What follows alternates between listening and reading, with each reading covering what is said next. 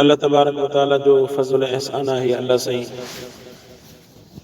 रमज़ान मुबारक जो चौथों रोज़ो रखण जी तौफ़ीक़ अता फरमाई ऐं फजर जी नमाज जमात सां अदा करण जी तौफ़ीक़ नसीब फरमाई। ये रब दुल जलाल जा वॾा ख़ज़ाना आहिनि जेके अल्लाह पाक ईमान वारे खे नसीब फरमाए थो। ऐं इन जो क़दुरु इंसान खे तॾहिं थींदो जॾहिं हिन दुनिया मां अखि ॿूटे करे वञी क़बर में पहुचंदो, पोइ ख़बर पवंदी त इहे थोरियूं जेके घड़ियूं असां अल्लाह जे नाले ते ॾियूं पिया, इन्हनि जो केॾो वॾो अल्लाह पाक अजुर रखणु फरमाए। इहा मामूली ॻाल्हि न आहे। अल्लाह पाक इन्हनि जे सदिके ऐं ख़ुसूसी तौर ते जीअं मां अर्ज़ु कयां त हीअ जेके शब क़दर जी जेका राति आहे, हिन रमज़ान मुबारक जी फज़ीलत इन लैलतुल क़दर जी राति जे करे बि आहे। रसूलुल्लाह सल्लल्लाहु अलैहि वसल्लम जन इन रमज़ान जी तमामु रातियुनि जे अंदरि इबादत कंदा हुया, इन जे करे ताकी लैलतुल क़दर जी राति अता थिए। ऐं लैलतुल क़दर जी राति जी फज़ीलत क़ुरान फरमाए त इन्ना अंज़लनाहु फ़ी लैलतिल क़द्र वमा अदराका मा लैलतुल क़द्र लैलतुल क़द्र ख़ैरुम मिन अल्फ़ि शहर। लैलतुल क़द्र उहा राति आहे, अवां उन राति जे अंदरि इबादत कई, अल्लाह तव्हांखे 1000 महीननि जी इबादत जो सवाबु अता फरमाए। तंहिंजे करे इहा रमज़ान जी सातुनि में ख़ुसूसी तौर ते हूअं त घणियूं रिवायतूं ईअं त बाबा आख़िरी अशरे जे अंदरि लैलतुल क़द्र अचे थी, पर उलमा फरमाइनि था त अवां इन रमज़ान जे तमामु रातियुनि में ख़ासि करे जेके ताक़ रातियूं आहिनि, 21 रातियूं आहिनि, उन्हनि जे अंदरि तव्हां थोरी कंहिं पंहिंजी यानी इज़ाफ़ी इबादत जो इहतमाम कंदा कयो, जंहिंजे करे अल्लाह पाक तव्हांखे जेकॾहिं लैलतुल क़द्र हुजे बि सही त रब साईं अवां जे हिकिड़े नफ़िल खे 1000 महीननि जे नफ़िल जो सवाबु नसीब करे छॾे। अहिड़े नमूने सां उलमा इहा बि तजवीज़ लिखी आहे, फरमाए त जेकॾहिं तव्हां रमज़ान जे 21 रातियुनि में हूअं बि जेकॾहिं माण्हू अॼोके वक़्त में तव्हां ॾिसो त असां अल्लाह पाक जहिड़ी ख़ुशहाली अता फरमाई आहे त असांजे लाइ को 50-100 रुपयो कढणु ख़ैर कढणु को मसइलो कोन्हे। भला 50-100 जेकॾहिं कंहिंजे लाइ मसइलो आहे त कम अज़ कम भला 10 रुपया ख़ैर कढे, भला 50 रुपया ख़ैर कढे, त इन्हनि रातियुनि जे अंदरि कुझु न कुझु ख़ैर अल्लाह जे नाले ते कढे। हाणे जेकॾहिं लैलतुल क़द्र जी राति हूंदी, लैलतुल क़द्र जी राति न हूंदी, तॾहिं बि रुपयो ख़र्च कंदो त 70 जो इज़ाफ़ो त उहो ई उनखे मुफ़्त में मिलंदो। पर जेकॾहिं लैलतुल क़द्र जी राति अची वई त 1000 दफ़ा अल्लाह पाक उन जे सवाब खे वधाए करे उन जे नामे अमाल में लिखाइणु फरमाईंदो। तंहिंजे करे इन रमज़ान जी सातुनि में जेतिरो माण्हू ॿिए सां नेकी कंदो, ॿिए सां भलाई कंदो, ॿिए सां सुहिणो सलूक कंदो, भला जेकॾहिं कंहिंखे माली ताक़त न आहे बि, हूअं त असां नथा सम्झूं त को माली ताक़त कंहिंमें एतिरी बि न हुजे जो रोज़ानो 100 रुपयो अल्लाह जे नाले ते क़ुर्बान न करे। जेको माण्हू कमाए थो, हिकिड़ो त आहे नंढो जेको अबे जे आसिरे आहे नौजवान, उहो त ॿी शइ आहे, पर जेको कमाए थो हुन जे लाइ तव्हां ॾिसो त जॾहिं माण्हू पंहिंजूं आदतूं अचनि थियूं, जीअं जेकॾहिं के मवाली आहिनि, के नशे जा, के सिगरेट जा, के नसवारनि जा, त उहे ॾिसो त उहे 100 रुपया हुन में उॾाइनि था। अल्लाह जे नाले ते जेकॾहिं 100 रुपयो ॾींदो हर राति में, अल्लाह तबारक व तआला रमज़ान जी रातियुनि जे सदक़े रब साईं उनखे 70 खां 700 दफ़ा ताईं वधाइणु फरमाईंदो। पर जेकॾहिं लैलतुल क़द्र जहिड़ी राति नसीब थी वई मग़रिब खां बाद में वेंदे करे सुबुह जे सहरी जे टाइम ताईं, त इन वक़्त में अल्लाह पाक उनखे 1000 महीननि जे ॼण त ख़ैरात ऐं सदक़े जो सवाबु नसीब थो फरमाए। त इहे रातियूं जेके आहिनि वॾियूं क़ीमती रातियूं आहिनि, इहे हिकु हिकु घड़ी वॾी क़ीमती आहे। आम ॾींहंनि में अवां हिकु दफ़ो सुभान अल्लाह चयो 10 जो सवाबु, रमज़ान में तव्हां हिकिड़ो दफ़ो सुभान अल्लाह चयो, इख़लास सां चयो, अल्लाह पाक 700 दर्जनि जो सवाबु तव्हांखे अता थो फरमाए। अञा वधाए त मर्ज़ी जो मालिक आहे। तंहिंजे करे इन रमज़ान खे रहमत बणाए करे मोकिलियो वियो, बरकत बणाए करे मोकिलियो वियो। इन में इहो रमज़ान माफ़ करण जो महीनो आहे, रमज़ान हिक ॿिए सां सुहिणे सलूक करण जो महीनो आहे। ॼण सम्झो त रमज़ान मुबारक जो महीनो मुस्लमान जो हिक ॿिए सां पंहिंजे इस्लाम जे इज़हार जो महीनो आहे। इस्लाम में अल्लाह अख़लाक़ सेखारियो, इख़लास सेखारियो, ॿिए जे लाइ क़ुर्बानी सेखारी, ॿिए जे लाइ बर्दाश्त सेखारी, पंहिंजी शइ खणी करे ॿिए खे। ऐं इफ़्तारी जेको आहे, इफ़्तारी जी एॾी वॾी फज़ीलत रसूलुल्लाह सल्लल्लाहु अलैहि वसल्लम ने ज़िक्र करणु फरमाई। पाण फरमाए त ॿियनि खे इफ़्तारी करायो, अल्लाह तबारक व तआला ने इफ़्तारनि जे सदके तव्हांजा गुनाह माफ़ करणु फरमाईंदो।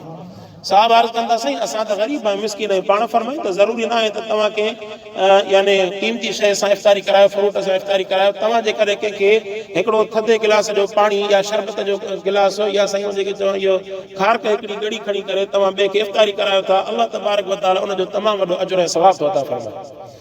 ऐं असां ॾिसो त इन इबादतुनि खे या त माण्हू इनखे यानी इबादत में पंहिंजो अमल दख़ल कनि कोन था, या त वरी हिनखे फैशन बणाए छॾनि। जीअं इफ़्तार पार्टी थियनि थियूं अॼुकल्ह, उहे फैशन जे तौर ते साईं फलाणो साहब आहे उन सभिनी जी इफ़्तार पार्टी रखी आहे। वरना अमल जेको आहे अल्लाह जे नाले ते अमल अहिड़ो हुजे जेको जंहिंजी तशहीर न हुजे, जंहिंमें सिर्फ़ अल्लाह जी ज़ात ॾिसे।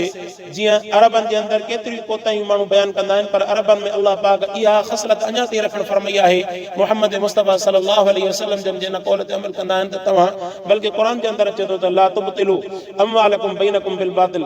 अल्लाह पाक फरमाए थो तव्हां पंहिंजनि मालनि खे जेको आहे इन ज़ाहिर करण सां, रियाव सां ऐं ईज़ाव ॾियण सां ज़ाया न कयो। त ॿिए माण्हू खे तव्हां ॾिनो, वरी उन खां बाद में उनजे मथां एहसान जतलाए, बल्कि उनखे इन नज़रुनि सां बि न ॾिसे जो जीअं महसूस थिए त यार मूंखे अल्लाह पाक मालदार कयो आहे, ग़रीब आहे त माण्हू उनखे ॾिसे त हा भाई हुजनि तोखे, तूं मिसकिन माण्हू तोखे हुजनि, इन चवण जी बि ज़रूरत कोन्हे, बल्कि ॾेई करे अल्लाह जो शुक्र अदा करे वरी हले वञे, उनजो अजर अल्लाह पाक पाणी अता फरमाई। हीउ इख़लास जो महीनो आहे, हीउ बरकत वारो महीनो आहे, हीउ हिक ॿिए सां क़ुर्बानी करण वारो महीनो आहे, पंहिंजी औलादुनि सां, पंहिंजे घर वारनि सां सोणे सुलूक जो महीनो आहे, पंहिंजे पाड़े वारनि सां। इन महीने में जेतिरो इंसान ईज़ाव सहंदो अल्लाह पाक उनजो अजर उनखे अता फरमाईंदो। बहरहाल सूरह शुअरा जी आयत नंबर 62 खां तिलावत आहे। अल्लाह तबारक व तआला हज़रत मूसा अलैहिस्सलातु वस्सलाम ऐं हज़रत हारून अलैहिस्सलाम जो ज़िक्र फरमायो।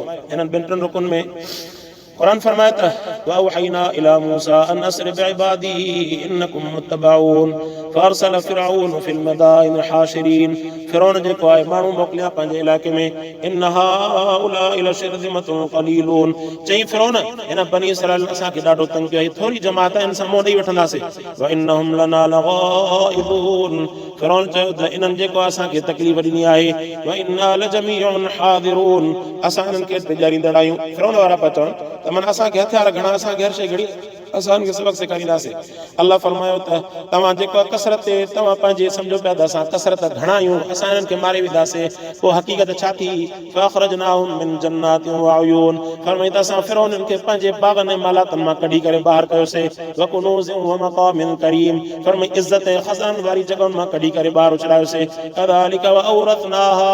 अहिड़ी तरह जेके मालिक हुया बनी इसराइल पंहिंजे ख़ज़ाननि जा उन्हनि खे ॾिनासीं। फअतबऊहुम मुशरिकीन। सुबुह जे वक़्त में जॾहिं मूसा अलैहिस्सलाम बनी इसराइलनि जी अॻुवाणी कंदे इन मिस्र मां निकितो त हे वरी पोयां लॻा उन्हनि जे फिरौनी किप्ती जेके आहिनि उन्हनि जे पोयां लॻा, ताकी उन्हनि खे पकड़नि वञी करे काॾे था भॻा वञो, ग़ुलाम असांजा असांजी ख़िदमत कंदा आहियो, हाणे अचानक काॾे था वञो। फरमाईंदा फलम्मा तरा अल जमाअन। जॾहिं ॿई जमातूं गॾु थियूं, हिक ॿिए खे ॾिठो त फिरौन जी जमात वेझो ते पहुती आहे, साम्हूं समुंड, दरिया कुलज़ुम, साम्हूं जेको आहे पाणी ऐं पोयां वरी दुश्मन जी फौज। त हिन बनी इसराइल रड़ियूं कयूं त ए मूसा काॾे छा कयूं हाणे? क़ाल असहाबु मूसा इन्ना लमुदरकून। यार असां त हिते ख़तम थी वियासीं। क़ाल कल्ला।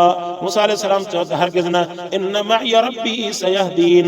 मां जेको इन ते निकितो आहियां सफ़र ते, इन सफ़र में आर्डर मुंहिंजे अल्लाह जी ज़ात जो हुयो। जॾहिं मुंहिंजे अल्लाह जो आर्डर आहे त मुंहिंजो अल्लाह कॾहिं बि असांखे नाकाम न करणु फरमाईंदो। फरमाईंदा तव्हां दुनिया जे ज़ाहिरी सबबनि खे ॾिसी रड़ियूं था कयो, हक़ीक़त इहा आहे त अल्लाह पाक तमामु सबबनि खे हटाए करे पंहिंजी कुदरत जो इज़हार करणु फरमाईंदो आहे। फरमाईंदा कल्ला, हरगिज़ न घबरायो, इन मइय रब्बी सयहदीन। फरमाईंदा मुंहिंजो अल्लाह मूंसां गॾु आहे, अन क़रीब असांखे रस्तो ॾेखारींदो। फअवहैना इला मूसा अन इज़रिब बिअसाकल बहर।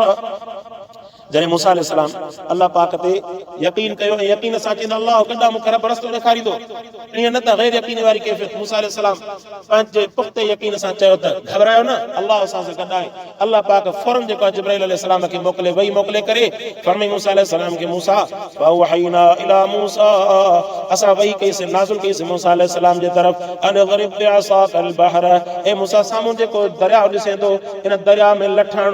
फरमाईंदा फलक, जीअं मूसा अलैहिस्सलाम लठई त पोइ दरिया फाटो। फकान कुल्लु फिरक़िन कत्तौदिल अज़ीम। हर जमात जे लाइ पहाड़ वांगुरु हिकिड़ी वॾी भिक ठही करे बीठी। 12 जमातूं बनी इसराइलनि जूं, रस्ता इन पाणी, रस्ता रोड पक्का VIP रस्ता ठाहिया, वरी विच में वरी भिक हुजे, वरी हिक ॿिए खे ॾिसनि बि पिया त जीअं हथ त हुजे त हूअ असांजूं जमातूं बि असां सां गॾु उन मां दरिया मां पार कनि थियूं, ईअं न त हिक ॿिए खे न ॾिसनि त परेशान कनि। अल्लाह फरमायो त फरमाईंदा कत्तौदिल अज़ीम। मूसा अलैहिस्सलाम खे आर्डर कयोसीं, मूसा तूं लठण खां बाद में फरमाईंदा असां उन दरिया जे अंदरि 12 रस्ता ठाहिण फरमायासीं। उलमा फरमाइनि था त दुनिया जे अंदरि दुनिया दारुल असबाब आहे, दुनिया दारुल असबाब आहे, माना सबबनि जी मोहताज आहे।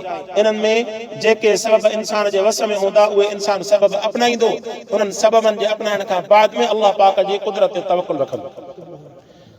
हालांकि मूसा अलैहिस्सलाम के अल्लाह ये दरिया में रस्ता तो ठहिया अल्लाह जे आर्डर सां, ये तो बिना लठ जे भी ठही सघनि पिया। हाणे लठ को दरिया जा रस्ता ठाहिण जे लाइ को मुआविन त न हुई, ईअं त कोन हुयो त लठ न हणिया त रस्ता न ठहणा, रस्ता त हूअं बि ठहनि, पर अल्लाह पाक आर्डर कयो, दुनिया वारनि खे सबक़ ॾिनई, तव्हां मुंहिंजे हुक्म जे मुताबिक़ तव्हां पंहिंजो अमल कंदा कयो, उन खां बाद में तवक्कुल रखंदा कयो अल्लाह पाक जी ज़ात।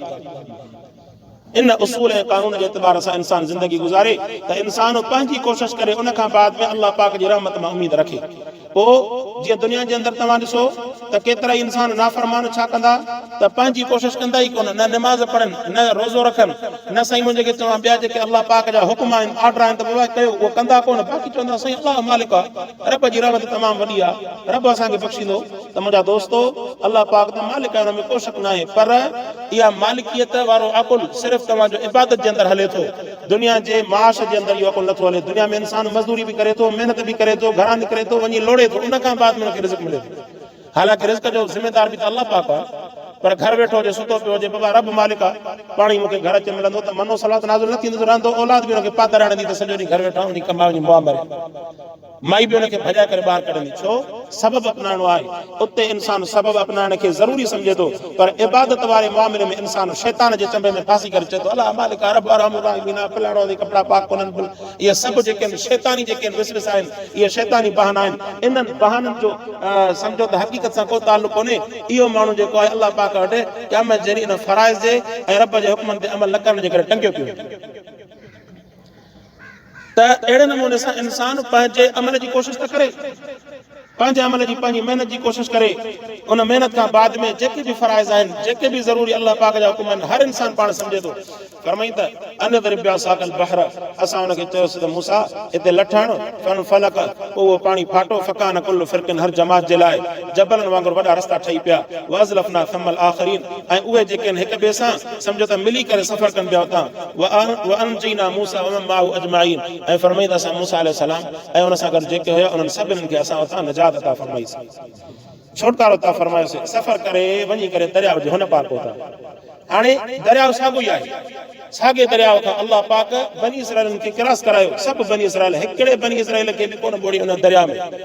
वरी जॾहिं उते हिकिड़ी लखनि जी जमात निकिरी वई, वरी जॾहिं ॿी जमात दाख़िल थी फिरौननि जी, किप्ती क़ौम वारा फिरौन जी सरबराही में, उहे जॾहिं दाख़िल थी करे दरिया में पहुता, फिरौनीअ जो जेको आख़िरी सिपाही हुयो फिरौननि जो, उहो जॾहिं दरिया जे अंदरि पहुतो, अॻियो सिपाही दरिया खां निकिरण वारो हुयो त रब आर्डर कयो दरिया खे त दरिया पंहिंजी असली सूरत में अची वियो।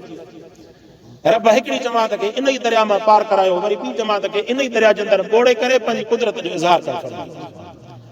फरमाई त मालिक मां आहियां, तव्हांखे रिज़्क ॾियां, उन्हनि ई शयुनि मां मर्ज़ी जो मालिक आहियां, वरी उन ई रिज़्क वारी शयुनि मां कंहिंखे सम्झो त नुक़सान ॾियां त मर्ज़ी जो मालिक आहियां। अल्लाह पाक खां कोई पुछण वारो न आहे। फरमाई त वअज़लफना थम्मल आख़रीन वअनजैना मूसा वमन माअहू अजमईन थुम्म अग़रक़नल आख़रीन। फरमाई त पोइ असां ॿोड़ियोसीं वरी ॿियनि खे, हिननि खे नजात छुटकारो ॾिनोसीं, वरी हुननि खे ॿोड़ियोसीं। इन फी ज़ालिका लआया, अल्लाह फरमाए त इन सबक़ जे अंदरि तव्हांजे लाइ वॾियूं निशानियूं रखियल आहिनि, तव्हांजे लाइ वॾी निशानी रखियल आहे। सोचो ईमान वारो, सोचो त हिकिड़े ई दरिया में अल्लाह हिकिड़ी पंहिंजी फर्माबरदार जमात खे, हालांकि गुनाहगार बनी इसराइली बि हुया, पर हलन पिया नबीअ जे पोयां, हलन पिया नबीअ जे पोयां। जॾहिं उन्हनि जो इमाम अमीर हुयो, नबी हुयो, उनजे पोयां हलन पिया, हालांकि बनी इसराइल जा जुर्म बि तमामु घणा हुया, जंहिंजे करे हली करे जॾहिं अल्लाह पाक एॾियूं नेमतूं उन्हनि जे मथां कयूं त वरी जॾहिं बनी इसराइल पोइ बि मुड़िया कोन रहंदो, वरी गाबे जा पुजारी बणिजी बीह रहिया, पोइ वरी अल्लाह पाक उन्हनि खे वरी सज़ा बि ॾिनी। अल्लाह पाक जॾहिं नेमत ॾींदो आहे, नेमत ॾियण खां बाद में इंसान मुसलसल जॾहिं नाफ़रमानी करे त वरी अल्लाह पाक खे कावड़ बि ईंदी आहे। बनी इसराइल खे अल्लाह पाक एॾी वरी दुनिया जे साम्हूं हिकिड़ी सम्झो त फतह अता फरमाई, नेठि वरी अहिड़ा निभागा जो उतां वरी क्रॉस करे वरी अॻिते जो पहुता। ॾिठूं त हिकिड़े क़ौम वारा उते इन गाबे जी, हिकिड़े मतिलबु बछड़े जी इबादत पिया कनि, त हुननि चयो मूसा अलैहिस्सलाम खे त मूसा तूं असांखे बि को भला गाबो ठाहे त हुनजी इबादत कयो। इंसान जी आदत आहे, इंसान जिते ॿियनि खे ॾिसंदो न त उते हे बि जेको आहे उंधो थी करे बीहो, न त हुजण ईअं घुरिजे त जेकॾहिं ॿिया भली पंहिंजी ज़िंदगी जहालत ते गुज़ारनि, हे पंहिंजे अकुल ते ज़िंदगी ऐं अलाह जे दीन ते ज़िंदगी, मुहम्मद मुस्तफ़ा जे फरमान ते ज़िंदगी गुज़ारण में कंहिं बि क़िस्म जी लचक न रखे। ऐं दुनिया जा असबाब ॾिसो था न तव्हां, इहे सभु असबाब, इहे रीत ऐं रवाज रस्म, इहे सिर्फ़ु छाजे करे आहिनि? सिर्फ़ु इन जे करे जो असांजो यकीन कामिल दीन जे मथां आहे ई कोन। ऐं अॼु दुनिया खे मोचड़ो बूथ में लॻो आहे। अॼु तव्हां ॾिसो त केतिरा ई माण्हू पंहिंजनि रस्मनि खे छॾे करे दीन जे तरफ़ अचनि पिया, छो त हुननि खे ख़बर आहे त असुल जेका ज़िंदगी आहे उहा अलाह पाक जे दीन जे अंदरि रखियल आहे। अहिड़े नमूने सां क़ुर फरमाए थो वरक़नल आख़रीन इन फी ज़ालिका लआया, इन जे अंदरि निशानियूं रखियल आहिनि। वमा कान अक्सरुहुम मुमिनीन, पर अक्सर माण्हू ईमान नथा आणनि। व इन रब्बक लहुवल अज़ीज़ुर रहीम, फरमाई त तुंहिंजो अल्लाह ज़बरदस्त रहम कंदड़ आहे। फरमाई त रब रहमत कंदड़ आहे। तव्हां मुतवजह थियो अल्लाह पाक जे तरफ़, अल्लाह पाक तव्हांजे मथां वॾो बड़ो मींहुं वसाइण फरमाईंदो। रमज़ान ख़ुसूसन आम तौर ते बि इंसान जे मथां रहमत वसे थी, पर रमज़ान में पाण संजन फरमायो तव्हां रमज़ान में जीअं वॾो थोरो मींहुं वसंदो आहे न, ईअं अलाह जी रहमत तव्हांजे मथां ईअं घाटी ऐं वॾो थोरे मींहुं वांगुरु तव्हांजे मथां नाज़िल थी थिए। फरमाईंदा वतलु अलैहिम नबअ इब्राहीम, अल्लाह पाक फरमायो त प्यारा इन्हनि खे इब्राहिम अलैहिस्सलाम जी ख़बर बि पढ़ी ॿुधाए। इब्राहिम अलैहिस्सलाम अल्लाह जो सचो नबी, फरमाईंदा इज़ क़ाल लिअबीहि व क़ौमिहि मा तअबुदून, जॾहिं इब्राहिम अलैहिस्सलाम खे पंहिंजे अबे चयो, उनजी क़ौम वारनि चयो मा तअबुदून। हा, इब्राहिम अलैहिस्सलाम चयो पंहिंजे अबे ऐं क़ौम वारनि खे, ए मुंहिंजी क़ौम वारो, ए मुंहिंजा वालिद साहब, छाजी था तव्हां इबादत कयो? जंहिंमां ख़बर पई त जेकॾहिं इंसान पाण हक़ ते हुजे, भली सॼी क़ौम मुख़ालिफ़ हुजे, इब्राहिम अलैहिस्सलाम वांगुरु हक़ ते डटजी करे बीह रहे। हक़ अहिड़ी शइ आहे, भली हिकिड़ो बीठो हुजे, हेॾा सॼी क़ौम मुख़ालिफ़ हुजे, मरणो त उहो ई आहे, पोइ माण्हू हक़ ते छो न मरे? भला मरणो त उहो ई आहे, पोइ हक़ ते छो न मरे? इब्राहिम अलैहिस्सलाम पंहिंजे अबे खे बि चयो, ए मुंहिंजा अब्बा, तुंहिंजो एतिराम, तुंहिंजो इकराम हद खां वधीक, पर जेका इहा इबादत करे थो न, इहा इबादत अलाह खां सवाइ जेका करे थो, इन में मां तुंहिंजी फरमाबरदारी न कंदुसि। फरमाईंदा इज़ क़ाल लिअबीहि व क़ौमिहि मा तअबुदून, फरमाई पंहिंजे अबे पंहिंजी क़ौम खे छाजे लाइ त तव्हां इबादत कयो? क़ालू नअबुदु असनामन फनज़ल्लु लहा आकिफीन, फरमाई त असां पंहिंजनि पुतनि जी इबादत कयूं था, फनज़ल्लु लहा आकिफीन, इहे जेके छांव कंदा असांजे मथां, असां हिते ॼमिया वेठा आहियूं। क़ाल हल यस्मऊनकुम इज़ तदऊन, इब्राहिम अलैहिस्सलाम चयो ज़ालिमो, इहे भला तव्हांजो सॾु ॿुधनि पिया था? इहे तव्हांजो सॾु ॿुधनि पिया था? इहे सिर्फ़ु उन वक़्त में मुशरिक न हुया, बल्कि अॼोके वक़्त में बि तव्हां ॾिसो केतिरा ई मुशरिक जेके आहिनि इन्हनि क़बरुनि खे, झंडनि खे हथ सां उन झंडे खे रसा ॿधी करे चवंदा हाणे तूं असांजो वॾो आहे। अड़े ख़ुदाया बाना हो जंहिंमें अल्लाह तबारक व तआला जी ज़ात जेका आहे, अल्लाह पाक तव्हांखे केतिरा ई हज़ारे लखे करोड़े मिसाल ॾिना। हीअ दुनिया जो वहिंवार, हीअ पखी पुखण, हीअ वण, हीअ दुनिया में जबल ऐं साईं मुंहिंजे खे चवां, हीअ ज़मीन खे विछाइण वारो, आसमान खे बीहारण वारो, छत बनाइण वारो, सितारा चमकाइण वारो, साईं मुंहिंजे खे चवां चंड खे चमकाइण वारो, सिज खे पंहिंजे वक़्त ते उभारण वारो, वरी पंहिंजे वक़्त ते लाहिण वारो, इन खां वधीक केतिरी निशानियूं, लखे निशानियूं आहिनि अल्लाह पाक खे मञण जूं। हिननि तव्हांजे बातिल बुतनि खे, लकड़नि खे, हिननि जानवरनि जे पिया घुमण खे, इन जे में त तव्हांजी हिकिड़ी बि निशानी न आहे। पाण हुनजे मथां पालिश करे खरड़ा बड़ा हणी वरी पोइ चवंदा हे असांजो वॾो आहे। त अहिड़े नमूने सां उन वक़्त में बि ईअं कंदा हुआ। त इब्राहिम अलैहिस्सलाम उन्हनि खे अक़ली तौर ते सम्झायो, हल यस्मऊनकुम ज़ालिमो, तव्हांजी ॻाल्हि भला ॿुधनि था? औ यनफऊनकुम औ यज़ुरून, तव्हांखे भला कंहिं बि क़िस्म जो नफ़ो ॾियनि था या भला तव्हांखे नुक़सान ॾियनि था? क़ालू बल वजदना आबाअना, मुशरिक बि सम्झंदा आहिनि, उहे बि चवंदा आहिनि त हीअ असांजे नफ़े नुक़सान जा मालिक न आहिनि। मुशरिक बि सम्झंदा आहिनि, उन्हनि खे बि अलाह अक़ुल ॾिनो आहे, सम्झंदा आहिनि, पर ज़ालिम ज़िद जे करे न ईंदा आहिनि। पोइ छा चयो? उन वक़्त में मुशरिक चवंदा हुआ त बाबा हीअ असांखे नफ़ो नुक़सान कोन था ॾियनि, न वरी असांजी ॻाल्हि ॿुधनि था, बल्कि बल वजदना आबाअना, असां पंहिंजे अबनदारनि खे ॾिठोसीं त उहे ईअं कंदा त असां बि ईअं था कयूं। हाणे हे को दलील आहे? अलाह जो क़ुरान चयो हिकिड़ी ॻाल्हि है अबेदार जी दीन जी।